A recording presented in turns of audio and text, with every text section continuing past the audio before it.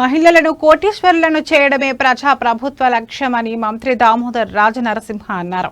సంగారెడ్డి జిల్లాలో ఇందిరా మహిళా శక్తి విజయోత్సవాలు నిర్వహించారు. ఈ కార్యక్రమానికి ముఖ్య అతిథిగా మంత్రి దామోదర్ రాజనరసింహ పాల్గొన్నారు. ఈ సందర్భంగా రాష్ట్రంలోని మొదటిసారిగా 50 మంది మహిళలకు క్యాబ్ డ్రైవర్ల శిక్షణ కార్యక్రమం, విద్యా, వైద్యం, సామాజిక భద్రత, మహిళల సాధికారతే ప్రభుత్వ లక్ష్యమని అన్నారు. వీటితో పాటు స్వయం సహాయ రంగంలో పురుగు మందుల పిచికారీ కోసం డ్రోన్ వినియోగంపై స్వయం సహాయ సంఘాల మహిళలకు శిక్షణ కార్యక్రమం నిర్వహిస్తున్నట్లు తెలిపారు.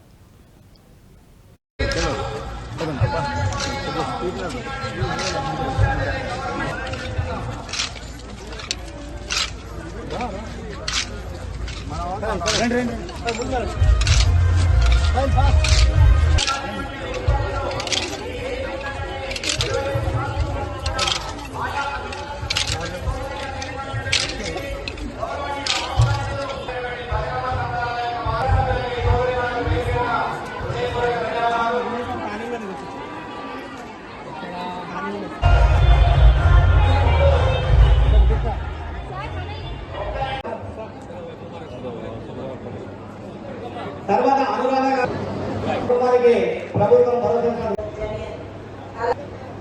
ముఖ్యమంత్రి గారు ఏమన్నారు, కోటి మహిళలను కోటీశ్వరాలు చేస్తానని చెప్పి మీ అందరికీ తెలుసు. ఈరోజు అందరి దగ్గర స్మార్ట్ ఫోన్స్ ఉన్నాయి.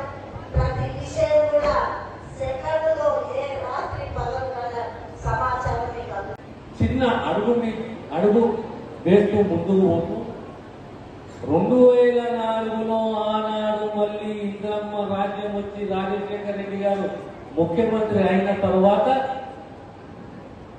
ఈ సంఘాలకు గ్రామ సమైక్యనే కానీ,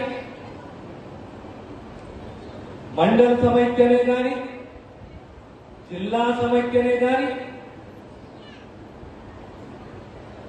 వారికి కమ్యూనిటీ ఇన్వెస్ట్మెంట్ ఫండ్ సిఐఎఫ్ 60 లక్షలు, 70 లక్షలు, 50 లక్షలు ఒక గ్రాంట్ రూపంలో,